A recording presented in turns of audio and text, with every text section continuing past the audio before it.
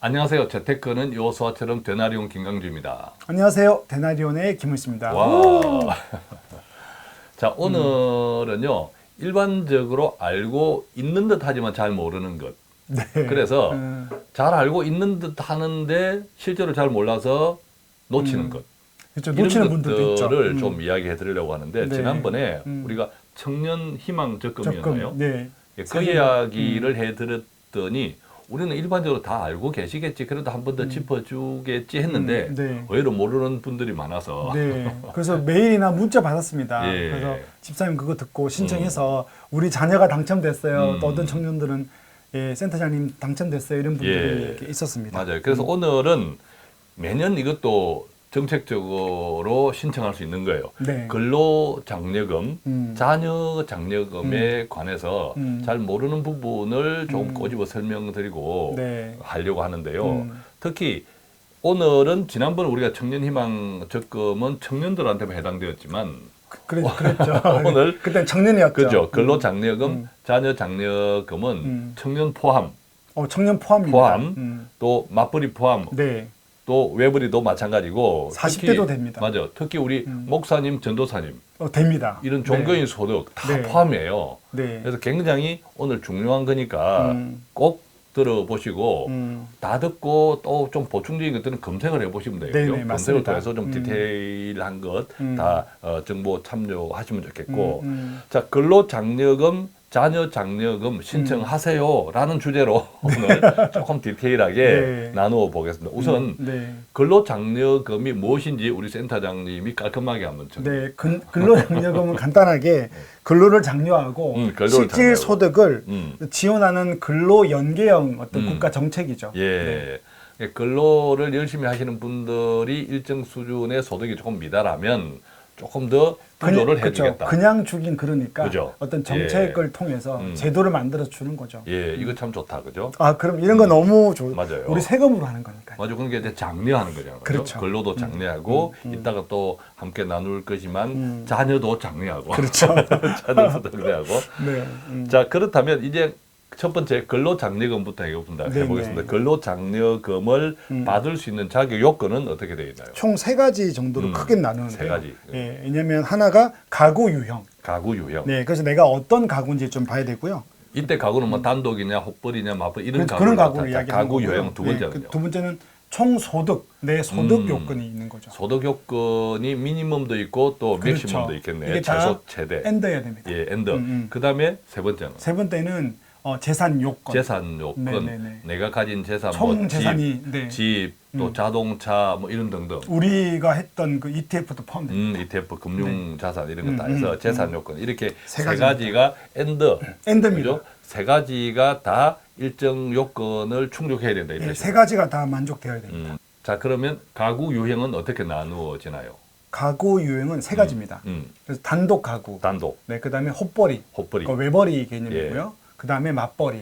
단독은 혼자 사는 가정. 네. 그다음에 헛벌이, 맞벌이는 두 명이 사는데 두 명 이상이 사는데 그렇죠. 혼자 벌거나 맞벌이거나 그렇겠죠. 자, 이렇게 네, 돼 네. 있고 그러면 이 소득 요건은 다 다르다라는 거죠. 네네네네. 예. 그럼 보통 이제 단독 가구라 하면 어떤 사람들이 혜택을 신청할 수 있나요? 단독 가구라고 하면 만약에 저희 이제 둘째가 나중에 졸업하고 엄마 아빠 싫다 예. 독립을 선포하고 예. 나가서 자기가 뭐 오피스텔 얻어 사는 거죠. 근데 급여가 뭐 한 2천 된다. 예. 그럼 단독 가구죠.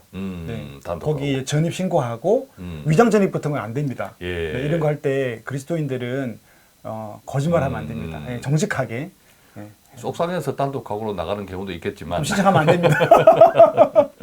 자, 단독 가구는 그래서 이제 배우자와 뭐 우리가 부양 자녀라든지 네, 네. 모두 없어야 되는 거죠. 그렇죠. 말 개인이어야 그대로 됩니다. 단독, 네. 단독 가구여야 되고 노령자, 고령자도 네. 없어야 됩니까? 고령자, 70세 부양가족. 이상 70세 이상이면 됩니다. 아, 70세 이상 직계 혼자 있다가. 네. 존속이 모두 없는. 네, 이건 네, 말 네, 그대로 네. 단독이네, 네, 네, 그죠? 단독입니다. 네. 그다음에 헛벌이는 일단 2인 이상 가정인데 헛벌이 가구는 는 이제 부양가족에 자녀가 있어야 돼. 자녀나 예, 아, 자녀가. 그다음에 네, 70세 이상 직계 존속이 있으면 됩니다. 어쨌든 이제 2명 이상 살아야 그렇죠. 된다. 2명이죠. 그러니까 나 혼자다 하면 단독이고요. 단독이고. 꼭 결혼을 안 하더라도 예. 헛벌이는 그렇죠. 결혼을 하고 배우자가 있던 아니면 또 뭐 결혼했는데 예. 또 뭐 이렇게 어려워져서 혼자인데 자녀를 키우던 자녀를 키우던 네. 또 모시고 있는 부모님이 있건 70세 이상이고 70세 이상. 아, 70세 이상이라는 내가 거군요. 엄마랑 사는데 엄마가 65세다. 그럼 해당 안 이제 되네. 해당 안 됩니다. 또 이제 맞벌이 가정은 어떤 경우입니까? 맞벌이 가정은 단독 아니고 헛벌이도 아닌데 맞벌이는 소득 조건이 좀 다를 것 같아요. 그렇죠. 맞벌이는 무조건 이제 배우자가 있는 개념이고요. 예, 정리하자면 완전 소득 조건으로 좀 가자면 소득 단독은 2,200만 원 미만입니다. 미만. 네, 그러니까 단독은 2,200 미만이고 연봉이죠, 연봉. 연봉 기준입니다. 연 2,200만 원 네네네. 미만을 벌어야 되고 그러니까 모든 소득인 거죠. 모든 내가 소득. 모든 이 모든 소득이라고 하는 것은 근로소득도 해당되고 내가 아르바이트해서 기타 소득도 기타 포함됩니다. 소득도 포함되고 네, 네. 그다음에 헛벌이 가구는 헛벌이 가구는 3,200만 원. 3,200만 원, 네. 맞벌이는 맞벌이는 3,800만 원입니다. 그 미만이어야 미만입니다. 네네. 된다는 거죠. 네네. 초과하면 해당이 네. 되지 않는다. 그 세 가지 유형의 가구가 있고 그 가구별로 충족되는 요건이 있고 그 부양가족 요건이 기획하고 예. 그다음에 이제 돈에 대한 급여에 대한 요건은 2,200, 3,200, 3,800 예. 이렇게 됩니다. 자, 그러면 여기는 2,200만 원, 3,200만 원, 3,800만 원까지는 소득의 맥시멈인데 네. 어쨌든 근로장려금이니까 근로를 해야 되고 소득이 생겨야 되잖아요. 예리하십니다. 그죠? 네. 소득 없는 곳에 장려 없다. 소득 없는 곳에 맞습니다. 예. 그럼 소득도 어떤 게 미니멈 있어야 될 것 같아요. 연간 소득이 최소 300입니다. 그러니까 일은 하라는 거죠. 아, 대부분 보면 근데 우리가 단독 가구인 경우 청년들 단독 세대를 형성해 있다면 연 300만 원이면 아르바이트 정도 해도 25만 원인데 그죠? 여기 중요한 게 그 질문 많습니다. 아르바이트를 해서 30만 원 버는데 그럼 이거 신청할 수 있냐라고 했을 때 구세청에 신고되어야 됩니다. 내 소득이. 구세청에 신고가 되려면 일단 소득을 주는 사업주가 그렇죠. 신고를 해줘야 되는 거죠.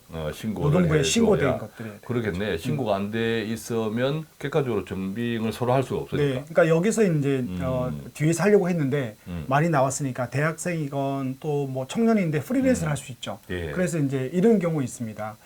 교회 그냥 아는 분들이나 동네 아는 분들한테 가서 자기가 어떤 사업 소득 신고하지 않고 그냥 이제 아르바이트 돈 받는 거죠. 예. 한 달에 한 100만 원 정도. 여기 신청이 안 됩니다. 그러겠네요. 네, 왜냐면 그렇죠. 인정이 안 되는 거니까. 또 나라 돈을 세금을 주는 거니까 그렇죠. 나라 돈을 네. 주는 거니까 세금을 작게 내야. 그죠? 네. 예, 이게 이제 신고되지 않는 것까지 인정이 되려면 이게 뭐 정확하게 정리 네. 서로 이제 난처한 일들이 그런 많이 개념이 있는 생기니까 거죠. 네. 그렇겠네, 그죠? 네. 자 그러면 자 미니멈은 300이다. 그다음에 맥시멈은 앞서 우리가 보았듯이 단독 가구, 헛벌이 네. 또 맞벌이에 따라 다르다. 그러면 이제 남아 있는 요건은 재산 요건으로 네. 가요. 그리고 맞벌이도 이런 경우 있습니다. 이렇게 똑같이 맞벌이도 300, 300이니까 600인 거죠. 아, 네. 맞벌이도 네. 각각의 300 이상. 그죠. 아까 단독이나 헛벌이나 무조건 그렇죠. 300이니까. 이상. 근데 맞벌이는 맞벌이도. 2명이니까 600이 되는 거죠. 아, 맞벌이도 각각이 최소 300 이상의 소득이 네. 돼야 돼요. 네네네. 그렇죠. 그 점도 놓칠 뻔했네요. 근데 그죠? 그런 경우도 있습니다. 어떤 그 신혼부부가 왔는데 자매가 그렇게 피아노하고 이렇게 해서 한 달에 예. 한 200 벌거든요. 예. 근데 신고가 되게 되면 예. 이 3,800을 넘어가니까 그런 경우는 또 3,800이 조건이 안 되니까 예. 또 되는 경우도 있습니다. 예, 그렇겠네요. 자, 그럼 이제 마지막 세 가지 요건 중에서 재산 요건으로 들어가면 네. 첫 번째와 가구 요건, 그 다음에 두 번째 소득 요건이 충족되었다면 네. 이 재산 요건도 같이 충족되어야 되는데 엔더 네네네. 조건이니까 재산은 얼마까지여야 합니까? 총 2억입니다. 총 2억. 자기 있는 모든 재산이 총 2억입니다. 예, 모든 재산이 총 2억이면 여기 이제 뭐 전세 보증금도 포함되는 거죠. 네네. 예. 전세 보증금 포함. 또 내 자동차가 있다면 내 자동차의 가격 네네네. 이것도 다 포함되는 거예요. 그런데 대체로 보면 부채가 많은 경우도 있잖아요. 전세자금 그렇죠. 대출도 있고 또 내 집을 뭐 장만했더라도 네. 중도금 대출, 그렇죠. 중도 뭐 이렇게 주택담보대출이 있을 수 네네네네. 있고 네. 또 다른 사사로운 빚이 있을 수 있어요. 네네. 신용 그렇죠. 대출 이런 거 네. 이런 것들은 어떻게 되나요? 공제 안 됩니다. 예를 들어서 이거 작년에 목사님이 오셨는데 목사님이 3억 정도의 예. 집을 갖고 계시는데 신청을 하겠다는 거예요. 제가 예, 이거 설명을 예. 드리니까. 근데 부채가 1억 5천이었거든요. 예. 그럼 생각해보면 되네. 목사님 자동차도 뭐 자기 게 아니고 예. 자기 가구는 아닌 거죠. 예, 뭐 어떤 길은 예. 교회가 주거나 장모님 걸 수도 있잖아요. 차를. 그러면 되죠. 왜냐하면 예. 3억이 자기 재산인데 금융 예. 자산은 없고 예. 대출이 1억 5천이니까 예. 빼면 얼마입니까? 순자산. 우리가 순자산 개념으로 그게 보면 순자산 개념으로 하면 1억 충분히 5천이죠. 2억 범위 내에 속하는 그렇죠. 거죠. 근데 안 됩니다. 그러니까 음. 재산 개념으로 보는 거예요. 재산. 순자산이 아니고 예. 갖고 있는 빚은 다 빼고 공제 안 해준다. 그냥 내 재산이 얼마냐. 나는 빚이 2억인데요. 2억에 예. 그거 안 됩니다. 이것도 왜 그랬을까 하고 살뿐 생각해 보면 사사로운 빚을 또 만들 수 있는 개연성도 그렇죠. 있지 않을까. 그렇죠. 이것을 받기 위해서 네. 금융 정확하게 확인되는 그렇죠. 금융 부채가 뭐 아니라 이렇게 써가지고 개별로 나 여기 2억 빌렸다. 그렇죠. 그 이자 또 넣어주고. 부채를 만들 행편이 아닌데 네. 일부러 이것 때문에 또 일부러 그렇죠. 부채를 만들 수도 있고 그럴 수도 있겠다. 그리고 이제 이거 하면 사람들이 그래요. 집사님 2억 없는 사람 어딨냐 이런 질문도 받거든요. 근데 참 좋은 게 정말로 2억 없는 분들이 많습니다. 그리고 급여가 맞벌이가 4천 안 되는 분 예. 정말 많습니다. 예. 네, 우리가 자꾸 위로만 쳐다보니까 그런데 예. 그래서 이제 그럼 누가 이런 걸 좀 신청할 수 있을까요? 음. 대표님 주위에 또 이런 분 있지 않을까요? 청년이나 뭐 혹벌이나 우선은 뭐 교회 소득 전도사님들이 먼저 생각이 나요. 네. 우리 부목사님들도 소득이 작잖아요. 이게 그렇죠. 좋아진 게 꼭 예. 왜 여러분들이 이걸 보고 주위에 알려주세요. 예. 그 종교인 과세가 해결되면서 예. 이전에는 소득으로 안 잡혔잖아요. 근데 지금 보통 교회가 세금을 내거든요. 예. 좋은 게 이게 소득으로 잡히니까 종교인 소득도 여기 들어온단 말이에요. 예. 그럼 제가 아는 대부분 전도사님, 강도사님, 부목사님들이 예. 이 소득 안 돼요. 예. 네. 그래서 신청하면 돈을 받을 수 있죠. 예. 그렇군요. 음. 이 소득은 매달 뭐 지속적일 필요는 없는 거죠. 근로소득, 그렇죠. 뭐 네. 아르바이트 사업소득도 소득, 그렇죠. 있는 사업소득. 거죠. 네. 예. 그래 또 가끔씩 이제 일회성 소득은 생길 수가 있어요. 기타 소득이라고 하는. 그래서 아까 프리랜서 이야기했을 때 기본적인 근로소득이나 사업소득이 없는 세금을 내지 않는 세금이 없는 상태에서 예. 기타 소득만 있으면 안 됩니다. 아하. 일단 근로소득 그다음에 사업소득이 기본이다 이렇게. 네네. 세금 내는 게 기본이고 그런 거 없이 기타 소득이 있는 분들이 있는데 그거는 안 됩니다. 나 작년에 이렇게 뭐 해서 한 번 강의해서 강사가 좀 그렇거든요. 한 번 예. 강의해서 내가 돈 받았어. 예. 500만 원 받았어. 이렇게 녹화 데나리온 찍어서 500만 원 받을 리가 없지만 받았어. 예. 그건 안 되는 거죠. 우리가 소득 처리를 할 때 그래서 세무서에 이것이 기타 소득으로 잡히는지 안 잡히는지를 그렇죠. 한번 따져볼 만하겠다. 네네네네. 왜냐하면 소득도 이렇게 신고하기에 따라서 또 저렇게 다릅니다. 신고하기에 따라서 이게 기타 소득으로 잡힐 수도 있거든요. 네. 그것을 조금 따져볼 필요가 있겠다. 자, 그러면 이제 결과적으로 결론. 네. 그렇게 해서 얼마 받을 수 있나요? 그럼요. 우리 근로장려금. 이렇게 열심히 해가지고 했을 때 예. 단독 가구는 150만 원. 150만 원. 네, 최고가. 최고가. 평균 한 100에서 150 받더라고요. 예. 그다음에 이제 헛벌이는 260만 원. 260만 원. 그다음에 맞벌이는 300만 원. 예, 300만 원, 150만 원, 260만 원, 300만 원을 일괄적으로 지급되는 거예요. 그게 이제 최대한이라는 거죠. 최대한이죠. 그 네. 범위 내에서 네네네. 개별 가구의 소득이나 이런 등등 네네. 따져서 지급이 되겠다. 그러니까 최대한에서 한 30% 밑에부터 올라간다 보면 됩니다. 일반적으로 네. 예, 예. 소득에 따라서. 자, 그래도 뭐 이 금액도 크죠, 그죠? 굉장히 예, 큽니다. 네. 예, 굉장히 큽니다. 네. 재난지원금보다 크긴 커요. 그러네. 예. 자, 그렇다면 이제 두 번째 자녀 장려금을 가보겠습니다. 자녀 장려금은 예, 근로 장려금에 비해서는 단순합니다, 그죠? 네. 자, 이것은 좀 간단하게 한번 정리해 보겠습니다. 우선 자녀 장려금은 왜 있나요?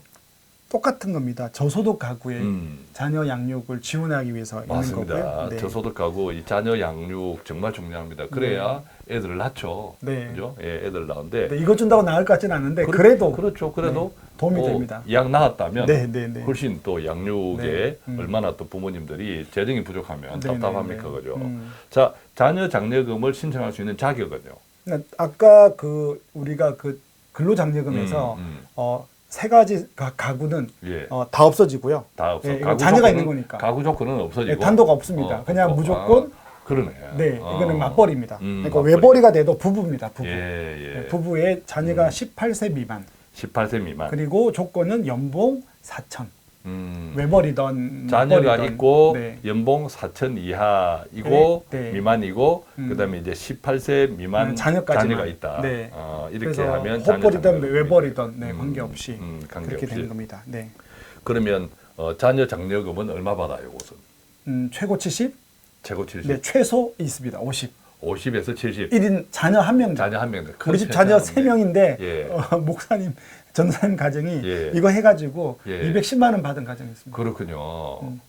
우리 집에 이 방송 듣고 있는지 몰라. 우리도 자녀가 18세 넘지 않습니까? 18세가 넘었네. 우리는 하나 있는데 또 우리 연봉 때문에 제가 또 소득 때문에 안 됩니다. 자, 그러면 좀 이제 구체적인 내용들은 어디에서 조금 찾아보면 될까요? 신청을 해야 되는데 이게 5월 31일까지만 예, 하고 예. 신청하더라도 돈은 6월 달에 안 나옵니다. 예. 9월 중순에 나오게 되고요. 예.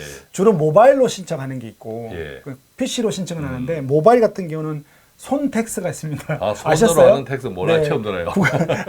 홈 텍스잖아요, PC가. 예, 그래서 PC가. 이제 손 텍스 들어가셔서 예. 여러분들이 찾아보면 됩니다. 예. 그래서 모바일은 손 텍스 설치하고 앱에서 그리고 컴퓨터로 들어가면 홈 텍스 들어가서 예. 여러분들이 이렇게 검색해 보면 다 나옵니다. 손텍스든 홈텍스든 편리한 것 네. 검색하셔서 네. 조금 부족한 정보가 있다면 다시 한번 공부하시고 네. 돈 생기는 거니까 그죠? 그렇죠. 예, 공부하셔서 잘 챙겨 가시면 좋겠습니다. 네. 자, 오늘은 이렇게 알고는 있지만 어디서 들은 것 같은데 놓쳐버리는 것. 못한 사람 또 많습니다. 열심히 살다 네. 보면 바빠서. 놓쳐버리는 경우 네, 많잖아요. 네. 오늘 이 방송 듣자마자 네. 다른 거 다 제쳐두고 맞습니다. 일단 한번 내가 신청을. 대상자가 되겠다 싶을 때는 음. 구체적으로 신청 한번 챙겨 보시기 바랍니다. 안 돼도 안 돼도 내 그죠? 이웃들이나 우리 아, 교회 그렇죠. 전도사님이나 예, 목사님이 여기 되는지 예. 불러서 차 마시면서 꼭 이 방송 네. 같이 공유하면서 네, 그래서 도움 좋겠습니다. 되면 좋겠습니다. 자, 오늘 또 데나리오는 조금이라도 돈을 찾을 수 있는 그 정보를 네. 함께 공유해 드렸는데 도움이 되면 좋겠습니다. 저희는 여기서 마치겠습니다. 고맙습니다. 감사합니다.